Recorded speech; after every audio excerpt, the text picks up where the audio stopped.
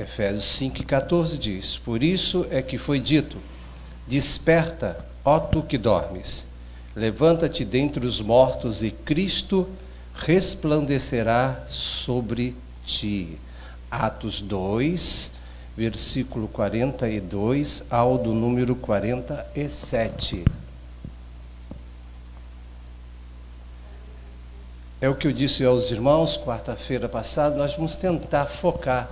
É óbvio que nós vamos passear um pouquinho na palavra, mas o assunto mais focado no livro de Atos dos Apóstolos.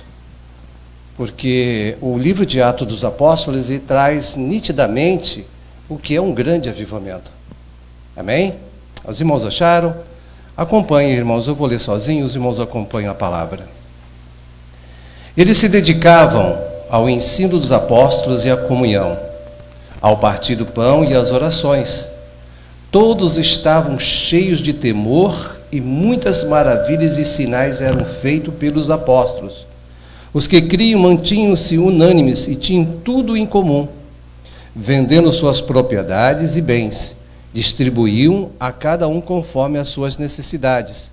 E todos os dias continuavam a reunir-se no pátio do templo, partindo o pão em suas casas, e juntos participavam das refeições, com alegria e sinceridade de coração, louvando a Deus e tendo a simpatia de todo o povo. E o Senhor lhe acrescentava diariamente os que iam sendo salvos. Abaixa a sua cabeça, vamos orar mais uma vez ao Senhor. Senhor Deus, em nome de Jesus, queremos novamente entrar no trono da sua graça e lhe pedir, Deus, a tua misericórdia. Nós necessitamos, ó Deus, encarecidamente da tua graça, do teu amor, da consolação do teu Espírito Santo sobre as nossas vidas. Sem a presença do teu Espírito, Senhor, nós não podemos fazer nada, não somos nada. Somos eternamente dependentes de ti, Senhor. Aqui está a tua igreja, o teu povo, aqueles que estão em seus lares. Eu lhe peço, Deus, humildemente, que a tua bênção possa alcançá-los de uma forma extraordinária. Eu não sei, Senhor, a necessidade de cada um deles, mas tu conhece. Se é cura, tu possa, Senhor, repreender todo o mal no nome de Jesus. Se é uma porta aberta de emprego, que tu possa abrir a porta. Se está precisando de um grande avivamento, de ânimo, porque está fraco na fé, desanimado, a um ponto de se distanciar do teus caminhos santo, manda, Senhor, a tua graça sobre a vida de cada um deles, dando força, dando ânimo para prosseguir nessa caminhada. As lutas são muitas, mas sabemos, ó Deus, que tu estás conosco para nos garantir a tua vitória no nome de Jesus. Amém e amém. Podem assentar, queridos irmãos. Nós louvamos a Deus mais uma vez estar com os irmãos aqui para juntos compartilharmos da palavra de Deus. E o texto que nós vamos usar, já lemos, que é Atos capítulo 2, versículo 42 em diante, que fala sobre a comunhão dos cristãos da igreja primitiva. O que é avivamento? Nós já sabemos que avivamento é estar vivo, estar disposto, estar animado em querer fazer alguma coisa, seja em todas as áreas. Se você não tem disposição para fazer nada, você é um morto-vivo, né? Está vivo, mas já está morto, assim que as pessoas dizem. Então é falta de avivamento na sua vida, disposição em querer fazer as coisas. Mas nós que somos cristãos, aquilo que eu disse aos irmãos, às vezes as pessoas olham o avivamento com um grande movimento pentecostal. É também, mas o grande avivamento é quando você se disponibiliza em querer fazer algo para Deus, em concernente ao crescimento da obra de Deus. O texto que nós usamos de base para essa palestra, irmãos, Efésios capítulo 5, versículo 8, está dizendo: desperta tu que dormes. Ao decorrer da nossa vida cristã, nós entramos num estado de dormência, ficamos adormecidos, ou seja, nós ficamos tão acostumados com a rotina da igreja, que tanto faz, tanto fez, se há poder, se não há poder, e alguns chegam até a fracassar e abandonar a fé. É isso que acontece. As pessoas entram naquela rotina. É igual um relacionamento conjugal. Se não haver renovo no amor, no convívio, enfim, e assim por diante, as coisas entram naquela rotina que muitos casais acabam se separando. A vida do cristão, ela é renovada na presença de Deus. Quem faz o culto não é o dirigente da igreja. Quem faz o culto, quando você está no culto, é você. Você tem que ter um objetivo. Qual é o teu objetivo? É ouvir pastor Roberto? Então tire esse objetivo. O seu objetivo é ouvir a palavra de Deus. Quando eu vim para um culto, eu vim com o objetivo de adorar ao Senhor. Independente da quantidade de crentes que tenha na igreja, independente de quem esteja falando e quem esteja cantando, o meu objetivo é adorar ao Senhor. O Salmo não disse: alegrei-me quando me disseram, vamos à casa do Senhor. Quando eu tenho esse objetivo, obviamente eu me sinto avivado. Eu tenho disposição, eu sinto alegria. Entro alegre, saio alegre. Entro triste, volto alegre. Eu sinto fracassado, mas volto renovado. Por quê? O meu objetivo não está focado no pastor da igreja, está focado na adoração daquele que pode todas as coisas nas nossas vidas. Por isso que o texto disse: desperta tu que dormes. Às vezes eu preciso me despertar, porque a rotina do dia a dia nos faz nos acomodar.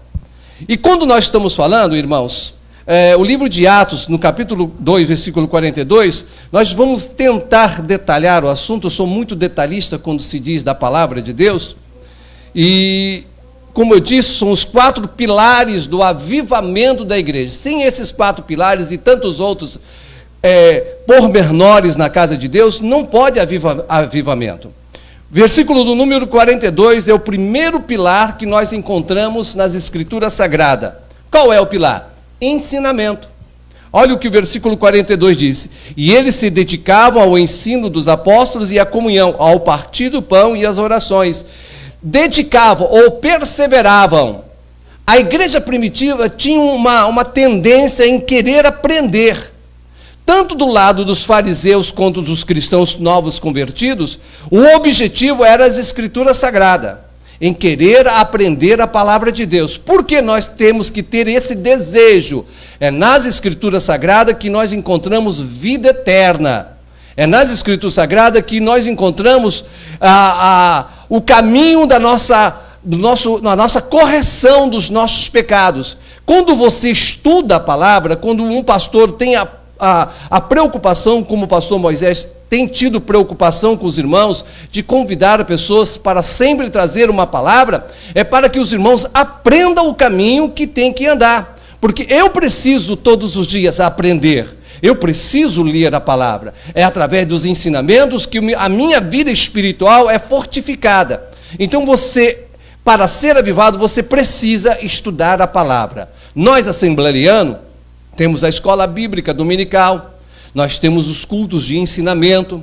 Os pastores têm por obrigação de ter uma palavra sadia, edificante para a igreja, a um ponto de você ouvi-lo e dizer: não, ou vou voltar de novo porque aquele pastor ali trouxe uma palavra que alimentou a minha alma. Nós, obreiros, somos obrigados, não é opção, não, é obrigação nossa trazer uma palavra que edifique a igreja do Senhor. Nem todos os obreiros têm essa vocação de ensinar, de pregar, mas ele sabiamente, humildemente, ele reconhece a sua posição e convida pessoas que sabem para ajudar a edificar a casa do Senhor. Os cristãos se sentiam entusiasmados com o ensinamento dos apóstolos.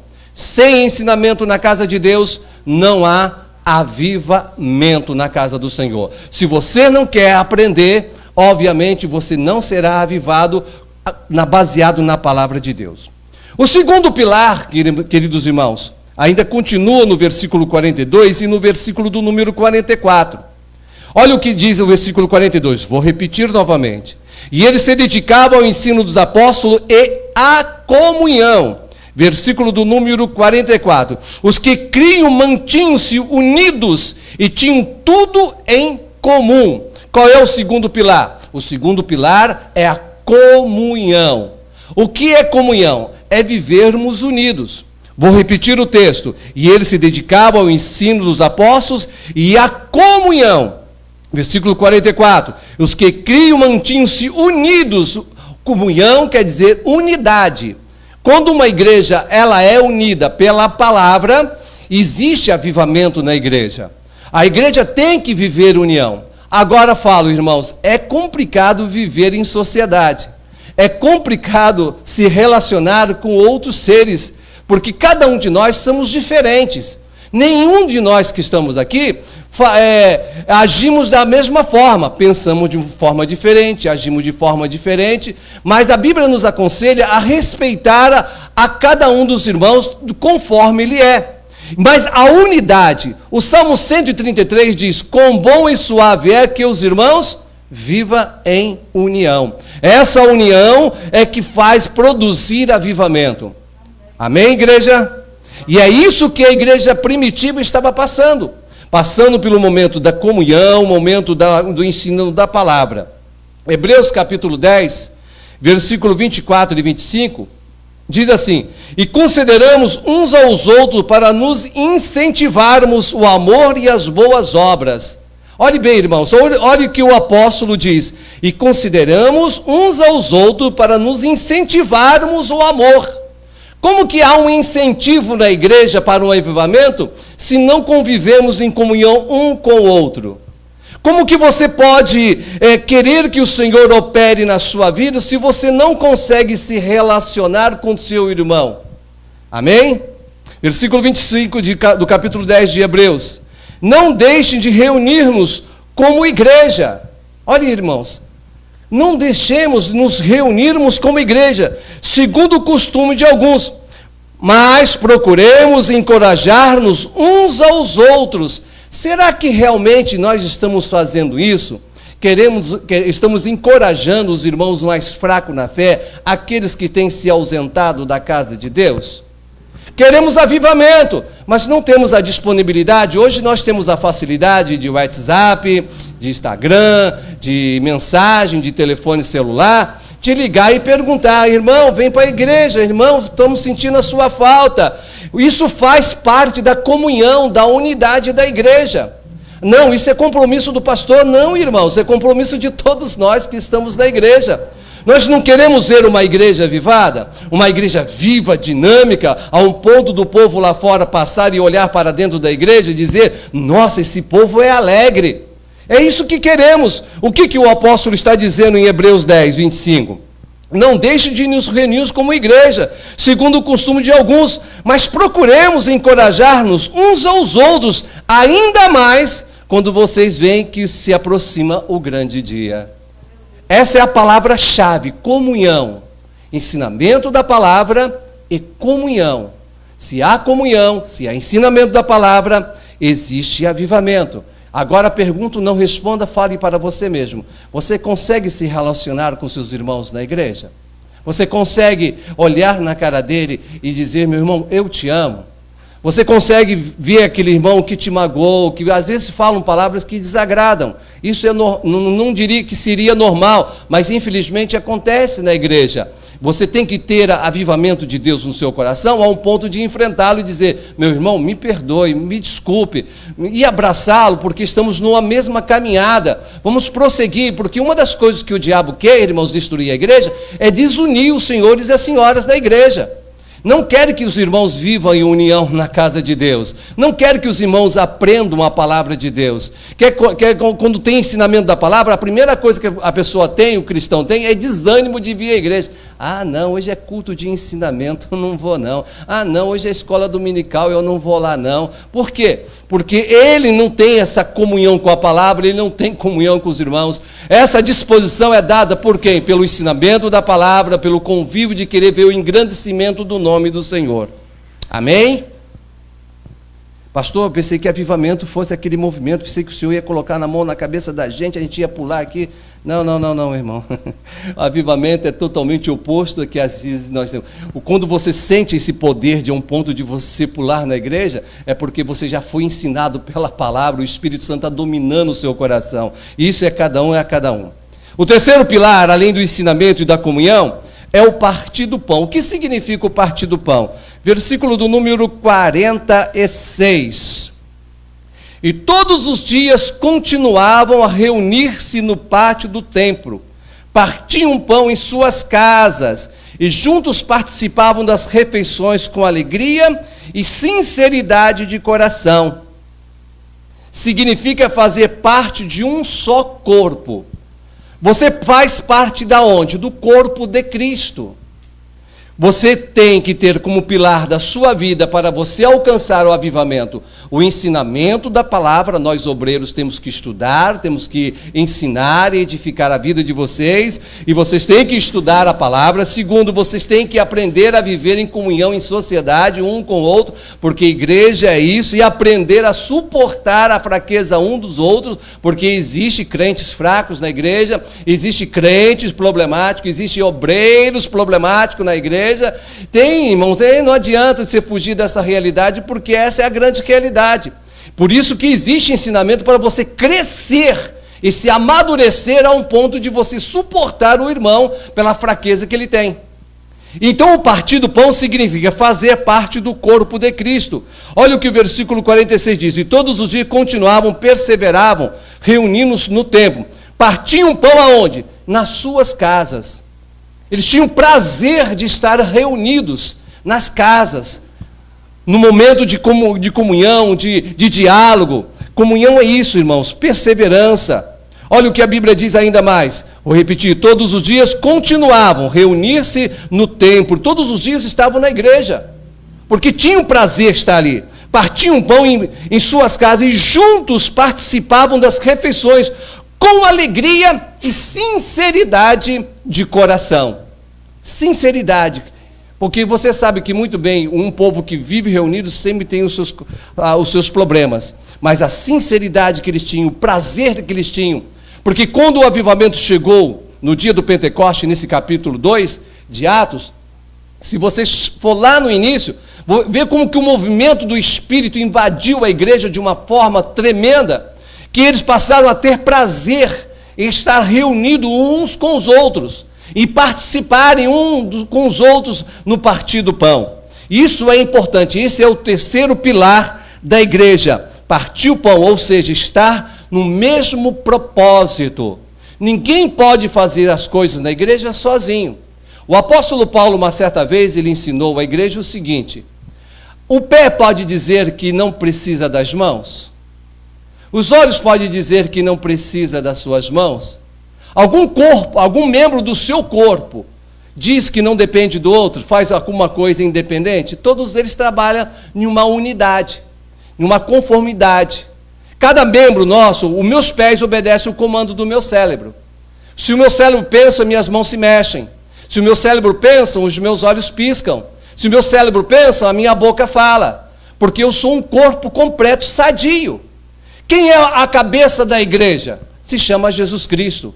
É Ele que pensa pelos irmãos, é Ele que age pelos irmãos. E cada um dos senhores e das senhoras tem uma função na igreja, uma vocação na igreja. Cada um foi colocado nos seus devidos lugares. Mas quem é o cabeça da igreja? Jesus. Cada um tem um jeito de agir. Alguns têm o dom de profeta, outros têm o dom de ensinar, outros têm o dom de administrar, outros têm, enfim, uma variedade de capacidade que Deus distribui à igreja. Mas para que isso aconteça, é preciso você aprender a palavra, é preciso você aprender a ter comunhão um com o outro, é preciso você saber comer junto um com o outro, que significa estar no corpo de Cristo, porque se não passar por esses pilares, o avivamento individual não chegará a você e muito menos a igreja receberá o avivamento. Amém, igreja? Os irmãos estão conseguindo me acompanhar? Eu estou falando muito rápido? Não? Então, baseado nesse partir do pão, a Bíblia está ensinando que eles continuavam, ou seja, perseveravam reunidos todos os dias no templo. O que é perseverança, irmãos? Perseverança significa ter força e paciência para não desistir. Quando eu estava fazendo faculdade, irmãos, foram 8 períodos longos e difíceis de se estudar. Era uma apostila dessa grossura, eu tinha que ler todo dia aquilo. Às vezes passava 3, 4 horas, o pastor Moisés sentado na mesa da sala, estudando e grifando e fazendo. E quando chegou no último período, eu disse: eu não quero mais, eu não vou desistir, porque eu não aguentava mais. Eram 28 alunos na sala de aula e um único homem era eu. Os demais foram tudo professoras. Sabe que professor fala, né? E fala muito. Tem algum professor aqui? Fala bastante, né, irmã? Então, irmãos, chegou no último período, eu falei assim, eu não quero fazer mais não. A minha tutora disse, não desiste não, Roberto. Eu dei um monte de desculpa, sem perna, sem cabeça, para parar. Mas ela me incentivou tanto que eu prossegui. E terminei, me formei, foi uma maravilha, recebi meu diploma e glória a Deus. Mas exigiu de mim perseverança e insistência. Se você não insistir, você não recebe. Você quer ser uma bênção na mão de Deus? Então persevere, querido. Busque ao Senhor. Você não precisa ficar usando fulano, beltrano de muleta. Você tem um Deus poderoso para lhe ajudar a prosseguir e ser uma bênção na presença de Deus. Porque a perseverança melhora a nossa fé. Quando eu quero algo da parte de Deus, eu tenho que buscar. Agora, Deus só vai dar na hora que Ele achar que tem que dar. Não é a hora que você quer receber. Deus não recebe ordem de nenhum de nós que aqui estamos. Eu posso ser o pastor mais consagrado do mundo, posso passar dias em montes orando, posso jejuar como Jesus jejuou 40 dias, posso ter a Bíblia decorada de Gênesis, Apocalipse, mas quem manda é o Senhor. É Ele que decide na hora que vai me usar, é Ele que me decide. Mas uma coisa eu posso dizer, quanto mais você buscar, mais alegria você vai ter. Quanto mais você perseverar, mais vitória você vai alcançar. Quanto mais você buscar, mais problemas você vai ter na sua vida. Mas eu te digo, se você continuar perseverando, Deus continuará te abençoando para a glória do nome dEle, não para a glória da sua vida. Amém? Então persevere, a perseverança melhora a nossa fé. Olha o que a Bíblia diz em Tiago, capítulo 1, versículo 2 e versículo do número 4. Meus irmãos, considerem motivo de grande alegria o fato de passarem por diversas provações. Mas que loucura é essa, irmãos? O crente avivado, ele passa por isso. Por isso que muitas pessoas dizem que nós somos loucos. Alegria pelo fato de passar por diversas provações. Só uma pessoa insana que acreditaria nisso, e nós somos insanos, irmãos. Não tem outra palavra para dizer a respeito disso. Porque qual é o louco que sai num tempo frio para vir numa igreja para ouvir um pastor falar? Só aqueles que têm a graça de Deus na sua vida. Por isso que Paulo diz, meus irmãos, considerem motivo de grande alegria o fato de passarem por diversas provações. Todos nós que aqui estamos, temos nossas provações, mas quando você passa por provações, isso te ajuda a aumentar a sua fé, a sua crença, te ajuda a se aproximar diante de Deus. É motivo de alegria, não é motivo de tristeza, não é motivo de você dizer, não, eu vou abandonar a igreja, não estou aguentando mais, eu pensei que ir para a igreja resolveria os meus problemas. Você está enganado, querido. Se você que está em casa acha que vir para a igreja resolve os teus problemas, está totalmente enganado, não resolve o problema de ninguém, pelo contrário, é garantia de eternidade. Nós estamos na igreja porque estamos nos preparando para ir aos céus, não estamos na igreja para os nossos problemas serem solucionados, não, estamos aqui nos preparando para ir às mansões celestiais. As consequências das vitórias virão com a nossa perseverança na presença de Deus. Nós somos da igreja. Nós que acreditamos e pertencemos, nós temos que ter o prazer de vir à igreja com o objetivo de ir morar no céu. Agora as vitórias virão, com certeza. Muitas igrejas ensinam que se você vem na igreja, todos os seus problemas serão solucionados. Muitas falam, todas as suas enfermidades serão curadas. Isso é para atrair multidões para a igreja. Se o pastor Moisés fizesse isso aqui na igreja, nos cultos específicos para isso, a igreja encheria. Se convidasse, fosse convidado alguns obreiros que diz ter essa vocação de orar e demônio ser expulso, de enfermidade sair, a igreja encheria. Irmãos, o objetivo da igreja não é esse. É claro que esses sinais seguirão aos que crerem, em meu nome expulsarão demônio. Se beberes alguma coisa mortífera, não lhe fará mal nenhum, mas isso é consequência. O nosso único objetivo aqui é ir para o céu. Por isso que a palavra diz alegre. Meus irmãos, considerem motivo de grande alegria o fato de passarem por diversas provações. E ponto final. Se você tem problema, vai ser resolvido, mas tem que perseverar. Amém, igreja? Uma mensagem totalmente oposta, mas é isso que a Bíblia nos ensina. Os apóstolos pregavam a salvação. Vocês querem ver? Se você ler o capítulo 3 de Atos, vocês vão ver que o primeiro objetivo do apóstolo Pedro foi quando saiu daquele momento de Pentecoste, foi pregar a palavra de Deus, ou melhor, no capítulo 2, foi pregar e falar da salvação em Cristo. Mas no capítulo 3, Pedro e João foram ao templo e um milagre aconteceu de um rapaz que estava sentado ali, de um coxo, mas não foi que eles foram ali com o objetivo de fazer isso, não. Eles foram para o templo orar, buscar a Deus. E quando o milagre aconteceu, a primeira coisa que o apóstolo Pedro fez não foi: venha todo mundo à frente, eu vou orar para que o Senhor Jesus cure. Os irmãos não vão encontrar isso na Bíblia. Pelo contrário, ele pregou a salvação em Cristo Jesus. Ele mostrou que Jesus ressuscitou, apareceu aos apóstolos e começou só a falar sobre as promessas da salvação eterna. E o avivamento continuou no meio da igreja, em toda Samaria, toda a Judéia, todos os confins das regiões ali localizadas. Amém? Você está alegre com as aflições da sua vida? Vamos lá, irmão, versículo 4. Pois vocês sabem que a prova da sua fé produz perseverança. Versículo 4 diz: e a perseverança deve ter ação completa, a fim de que vocês sejam maduros e íntegros, sem lhe faltar coisa alguma. Perseverança deve ser com ações, deve ter ação completa. O que é ação? Atitude. Eu quero receber de Deus. Você precisa ter. Quando você persevera e quer alcançar um objetivo, você tem que agir.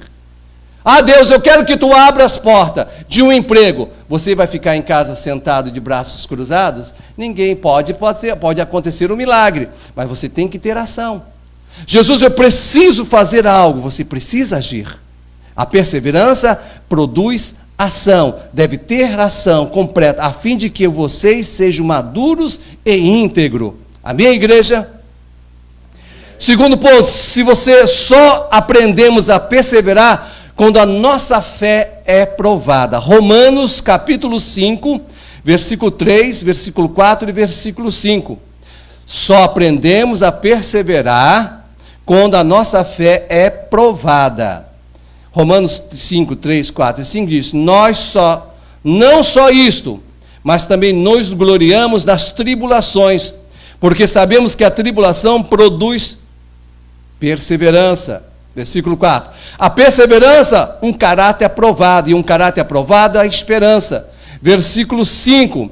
E a esperança não nos decepciona, porque Deus derramou o seu amor em nossos corações por meio do Espírito Santo que Ele nos concedeu.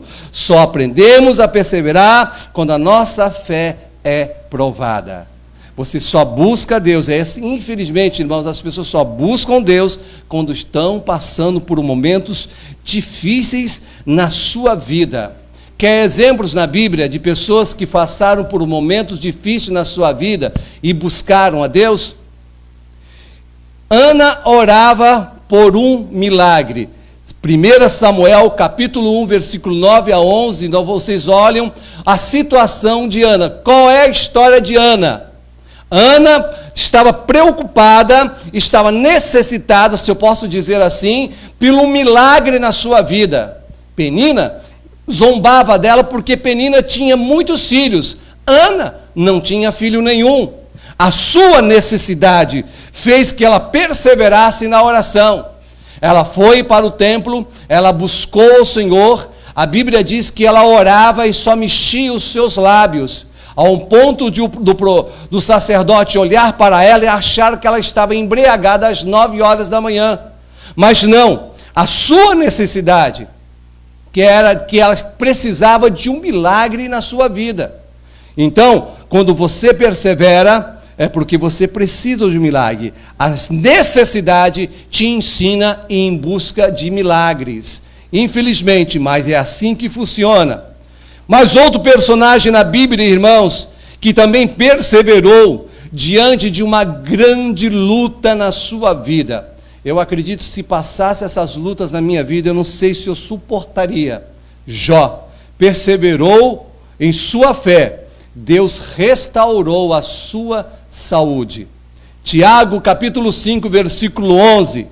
Como vocês sabem, nós consideramos felizes aqueles que mostram perseverança. Vocês ouviram falar sobre a perseverança de Jó e viram o fim do que o Senhor lhe proporcionou? O Senhor é cheio de compaixão e de misericórdia. Quantos dos senhores e das senhoras já não ouviram falar a respeito de Jó? Jó, um homem rico, um homem temente a Deus. Satanás não encontrou nenhum defeito na vida de Jó. Jó era um homem íntegro. Deus deu testemunho a respeito de Jó. Satanás estava passeando em volta à terra e pediu permissão a Deus. Deixa eu tocar nele, senão vai ver se ele vai murmurar. Deus permite que Satanás toque na sua vida. Ele perde todos os seus bens, perde os seus filhos, toda a sua riqueza. E ainda ficou com uma mulher para atormentar a sua vida. Por que não amaldiçoa este teu Deus não morre? Ninguém merece uma mulher daquela, né, irmãos? Diante, um homem se coçando com um caco de telha, cheio de chaga. A Bíblia diz que ele fedia. Se coçava todinho, e veio a mulher, diz, trazer uma palavra de conforto ao coração. Ainda mais, não somente ela, depois ela some de cena na história. Os seus amigos começaram a atormentar, achando que ele estava em pecado. Nem sempre as provações que nós passamos sejam motivo dos nossos erros, não. Quando você erra, você assume as consequências dos seus atos. Não tem como fugir. Se você cometer um erro, você semeou, você vai colher, não tem como você fugir. Mas nem sempre o erro que você cometeu, ou melhor, aprovações que você está passando, é a causa de algum erro cometido, no caso de Jó. Qual é o pecado que Jó cometeu? Qual foi o deslize que esse homem cometeu? Diante dos olhos da mulher dele, ele tinha cometido alguma coisa. Amaldiçoa esse teu Deus e morre. Diante dos seus amigos, ele tinha cometido algum pecado. Eles se julgavam muito santinho, se botavam numa posição melhor do que Jó. Mas mesmo assim, Jó não pecou, Jó não desfaleceu. Ele perseverou na presença do Senhor. Isso se chama uma vida avivada para com Deus. É uma pessoa que diante da circunstância, ele não desiste da caminhada. É marido problemático, é mulher problemática, é filho problemático, é problema no serviço, é problema de saúde, é desemprego. O crente não pode desistir, ele tem que perseverar. Um crente avivado não desiste da caminhada, ele prossegue, ele caminha, ele cai lá na frente, ele se levanta, cai de novo, se levanta, ele está fraco na fé, mesmo que não tenha palavras na oração, ele está orando, Senhor, tem misericórdia, eu não tenho palavra na minha oração, eu preciso de misericórdia, eu preciso de ajuda, Senhor, eu vou na igreja, eu não consigo mais, eu não quero ir, mas eu vou, e se ausenta dos cultos, mas o Espírito de Deus diz a ele, você precisa ir para a igreja. O crente passa por essas lutas, aleluia, porque ele sabe que a sua perseverança vai levar ele a algum lugar, e esse lugar é um milagre na sua vida.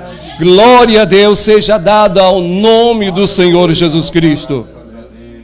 Isso se chama, irmãos, perseverança. Persevere, esse é o pilar que o Senhor quer que tenhamos na nossa vida para um grande avivamento.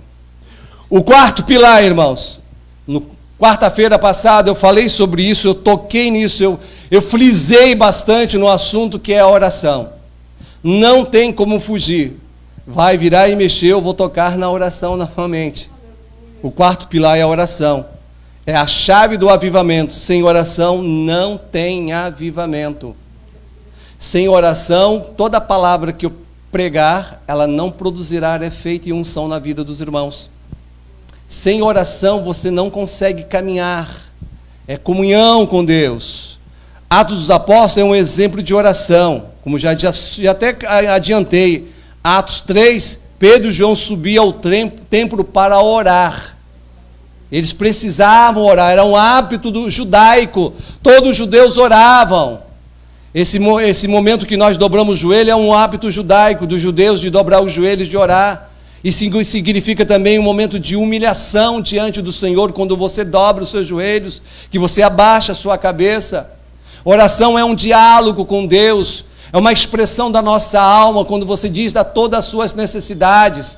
É como você dissesse para uma pessoa: olha, eu estou precisando de uma ajuda, eu estou precisando de um conselho. É conversar com o Senhor. Torno a repetir: orar não é pregar, não é citar textos bíblicos para o Senhor, porque o Senhor já conhece toda a palavra. Orar é você chorar, é derramar a sua alma diante do Senhor, é derramar lágrimas. Durante um período de muito tempo, irmãos, eu não chorava na presença de Deus. Eu precisei passar pela moenda, eu precisei passar por provações, eu precisei desfalecer na fé, para depois Deus me levantar, para eu aprender a orar com lágrimas. Deus entende, mesmo que você não tenha palavras, mas se você chorar a sua alma diante do Senhor, o Senhor vai entender o seu gemido. A Bíblia não fala sobre os gemidos inexprimíveis, não existe explicação teológica para esta palavra que Paulo ensinou. A sua alma, ela geme de uma forma tremenda, e o Senhor entende a tua oração, a tua aflição. Aleluia! Ana chorava amargamente porque precisava de um milagre. Deus conhece a tua vida, meu amado, minha amada irmã. Deus conhece o teu coração, de quantas e quantas vezes você já sofreu, já chorou pelas madrugadas, de quantas vezes você dobrou os seus joelhos e começou a orar e faltava palavras para orar na sua oração. Deus te entende, você é filho de Deus. O pai entende o seu filho, eu entendo o meu filho, o seu comportamento. Você entende os seus filhos quando eles se comportam de uma forma diferente. Deus entende quando você está aflito ou angustiado. E quando Pedro e João subiu para o templo e houve aquele milagre, é porque eram homens de oração, homens que buscavam. Quer avivamento na sua vida, irmão? Ore, ore, ore, ore, ore. Não tem outra solução. Eu posso falar de muitos recursos bíblicos aqui, mas se você não orar, você não vai alcançar o avivamento. O crente, quando ele não é avivado, mas ele é um crente frio, indiferente em tudo que se faz na igreja. O crente, quando ele não ora, ele é indiferente à pregação, ele é indiferente a departamentos, é indiferente ao pastor da igreja, ele é indiferente à frequência de culto, é indiferente às contribuições, porque ele não tem comunhão, ele não entende a vontade de Deus. É só na oração que nós vamos entender a vontade de Deus. Aleluia! Versículo 1 de Atos 3. Certo dia, Pedro e João estavam subindo ao templo na hora da oração. Versículo 2, estavam sentados, levado para a porta do templo, chamada Formosa, um aleijado de nascença, que ali era colocado todos os dias para te pedir esmola aos que estavam no templo. Versículo 6, e disse Pedro: não tenho prata nem ouro, mas o que tenho, isso lhe dou. Em nome de Jesus, o Nazareno, anda. Não precisou de campanha, não precisou de tantas quarta-feira, de tantas sexta-feira, de tantos dias de monte. Só falou em nome de Jesus. Este nome tem poder, irmão. É um nome que produz milagre, é um nome que produz avivamento, é um nome que produz alegria, é um nome que produz vitória, é um nome que ressuscita mortos, é um nome que salva vidas. Quando se fala em Jesus Cristo, as pessoas murcham na mesma hora. Se você falar, olha, em nome de Jesus seja abençoada, a pessoa recebe aquilo, mesmo que ela não seja crente, porque existe temor nesse nome. Até Satanás estremece quando Jesus chegou diante de um endemoniado. Aqueles homens endemoniados, ou melhor, o demônio que estava na vida dele, disse: já vem tu, Jesus de Nazaré, nos atormentar, porque este nome tem autoridade. E quando você adquire autoridade nisso, através da oração, irmãos, não existe churumela, é oração todo dia, toda hora, toda circunstância. Aleluia. Quarta-feira, quando fui embora para casa, minha esposa disse para mim assim: olha, quando eu estou na pia, eu vivo em oração. Ou lavando louça, oração. Lavando roupa, oração. Deitado na cama, oração. Em qualquer lugar você pode orar. Orar na igreja é bom. Eu gosto de orar na igreja, gosto de estar na casa do Senhor. Mas quando não tem tempo, vamos deixar de orar? Vamos deixar de clamar? Amém? Atos capítulo 4, vem outro milagre por causa da oração. Pedro e João perseguidos em Jerusalém. Capítulo 4, versículo 21. Depois de mais a ameaça, eles os deixaram ir. Não tinham como castigá-lo, porque todo o povo estava louvando a Deus pelo que aconteceu. O que aconteceu? No capítulo anterior do grande milagre do aleijado andar.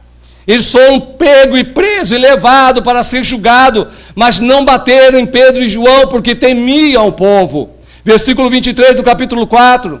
Quando foram soltos, Pedro e João voltaram para os seus companheiros e contaram tudo o que os chefes dos sacerdotes e líderes religiosos lhe tinham dito. Disseram para eles: vão e não falem mais no nome deste homem. Versículo 24. Ouvindo isso, levantaram junto a voz a Deus, dizendo: ó soberano, tu fizeste o céu e a terra, e o mar e tudo o que nele há. Como que eles levantaram a voz? Em oração de agradecimento ao Senhor. Versículo 31. Depois de orarem, tremeu o lugar. Olha, irmãos. Depois de agradecerem, no versículo 31, dizendo: depois de orarem, tremeu o lugar em que estavam reunidos, e todos ficaram cheios do Espírito Santo e anunciavam com coragem a palavra de Deus. Tem outra coisa, irmãos. A igreja tinha autoridade porque vivia em oração. Eu estava assistindo um vídeo do avivamento na rua Azusa, nos Estados Unidos, se não me falha a memória. Vou resumir a história porque não assisti tudo. O grande avivamento há mais de 100 anos atrás era um lugar onde os crentes se reuniam, pessoas de cores negras, e existia ali uma igreja só para os negros e uma igreja só para os brancos. As mulheres naquela época não tinham nenhum dever, não podiam pregar na igreja, na sociedade elas não poderiam votar. E o irmão, não me falha a memória, ele começou um movimento de oração, pastor Moisés. E começou a orar. Sabe quem Deus usou na igreja? Foi as irmãs. As irmãs na época, há 100 e poucos anos atrás, na sociedade,